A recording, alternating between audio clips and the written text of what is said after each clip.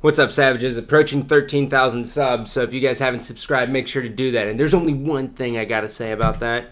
Booyah! I'm not even gonna read it because I'm gonna not do it justice, but how fucking cool is that? I've been waiting to use that damn thing. Gandalf's so awesome. I'm gonna look just like that when I'm his age, which he's immortal, but you factor in how bad I'm aging, and right now everyone thinks I'm like 40, and really I'm 24, so in like 5 years I'm gonna look like this. Anyways, let's begin. Yep, missed the button.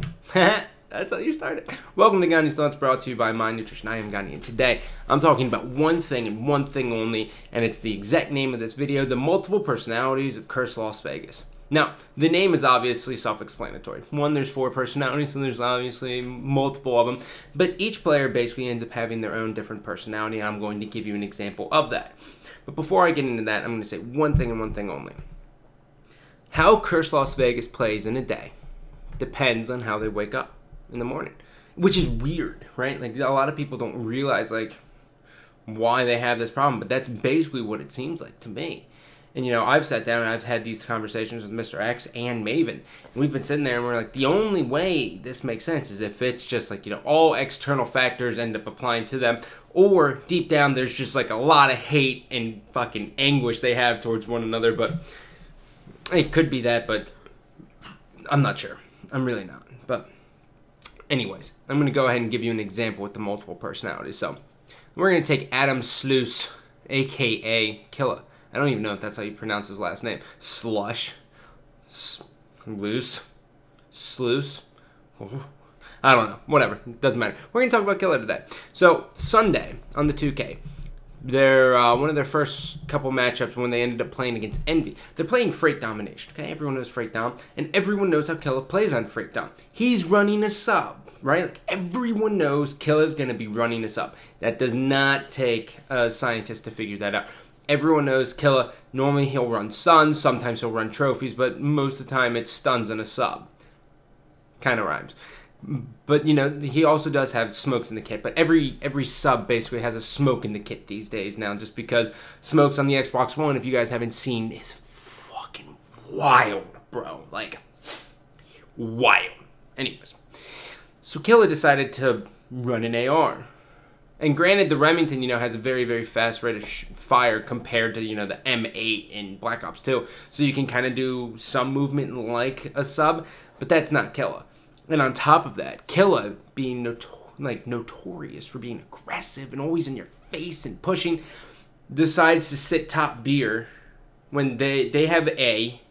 Yeah, they have A flag, so they're at the crates, right? They're back here at crates. And he's, you know, just top beer, just hanging out, waiting.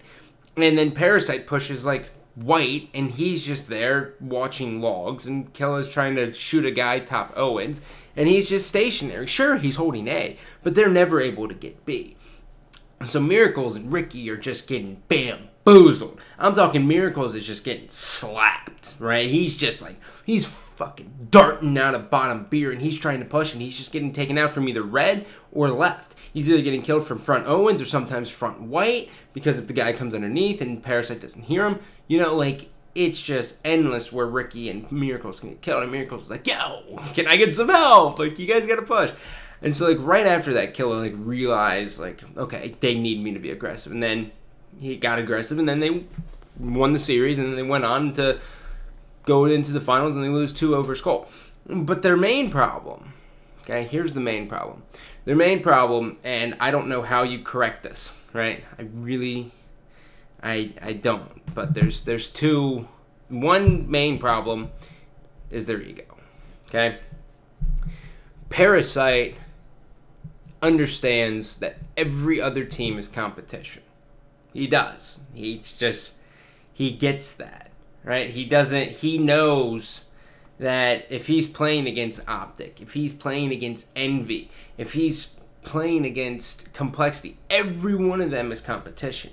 Well, in Killa's eyes, and I think, you know, he may not realize it, but in Killa's eyes, and I can tell, and everyone can tell the difference between when Killa loses to, you know, a team like Envy, TK, or Optic Gaming, and when he loses, like, what he's like after he loses to Complexity. When he loses to Complexity, it's like he just watched his puppy just get ran over by like a freaking smart car just to make him more mad, because it's already bad that his like dog is killed and he's just holding his dog. But then you focus, like, you combine it with a smart car hitting it, and you're like, oh, this fucking guy.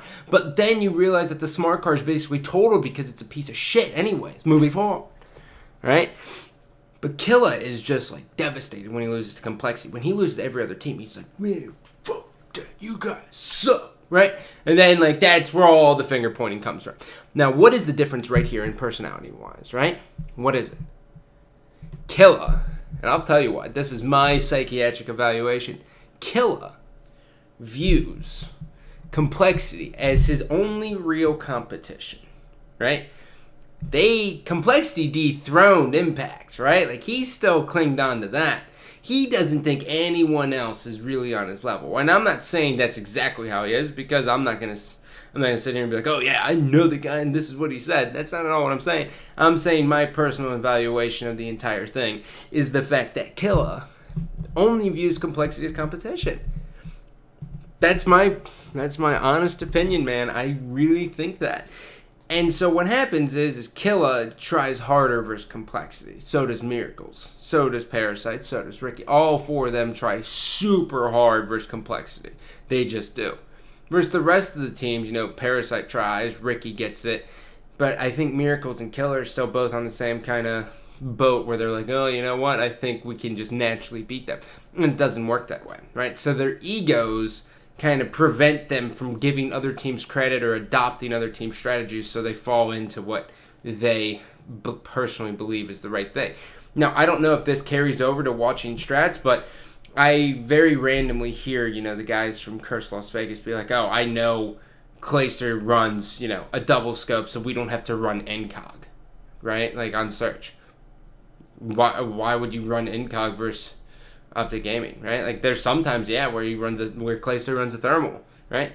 But there's other times where Clayster basically always has a pistol as a secondary until he gets pushed. You push him once, then he'll actually run, you know, basically overkill, and he'll have an MTAR in his backpack. That's it. That's it. So, like, why would you waste NCOG versus Optic Gaming, right? But it doesn't matter. I very rarely hear anything like that from the guys of Curse Las Vegas, so I don't know if they don't watch film or what, but it doesn't matter. The last thing, which is the second thing, this is just as important, but I'll teach you guys how to fix it at the end, because I've had this problem before. I used to be this. Now, okay, just pause, hold it right here. We're going to go way back in time. We're going to hop in the time machine and go to when I'm relevant, right? So I used to have this exact same thing with Final Boss. I only viewed, when I played Halo 2, I only viewed Final Boss as competition. And going into 2006 season, I got my ass kicked by Straight Rippin' two events in a row. And then from there, you know, I didn't lose to him, and for the rest of 2006, right? But, like, you know, when you're only gunning for one team, you really miss out on every other team, and 9 times out of 10, you end up falling short. So you always have to keep in mind that everyone else is competition too. You can't overlook anyone. Now, speed it back up. The second problem that Curse Las Vegas has is their control, right? And I'm not even everyone. The only one, if you guys watch The Argument, I know it's just like fucking childish. You can Google it, but if you watch The Argument, the only one person out of, you know, the original 3 Impact members who really tried to make any kind of a difference was Miracles, right?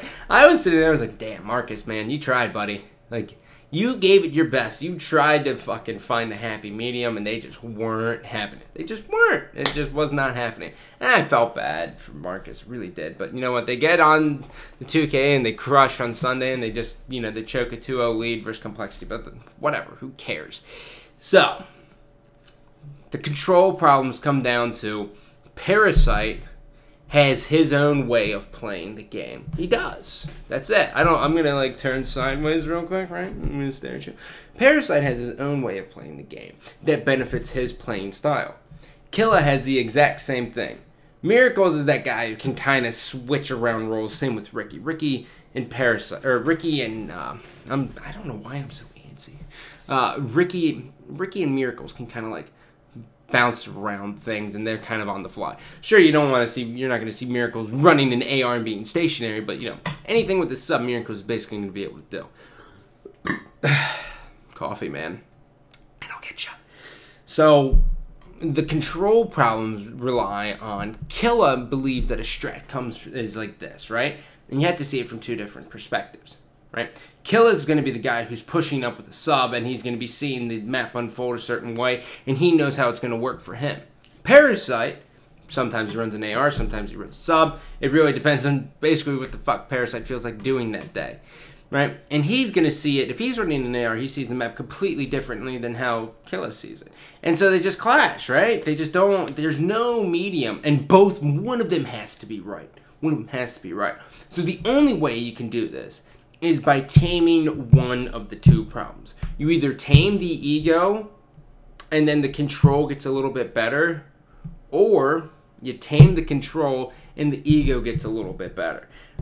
But there's just, the hard thing about this is that people don't fucking change, right? It's a fact. When I got dropped from Carbon in 2008, I was trying to become like an objective player, an all-around guy, and it's very, very tough to switch up your playstyle, especially when you go from a Slayer to, just getting shit on, right? Like, it's tough. And one of the hardest things for people to do is to admit they're wrong. And I think the past couple of videos, you guys all kind of understand, like, I have no problem admitting I'm wrong.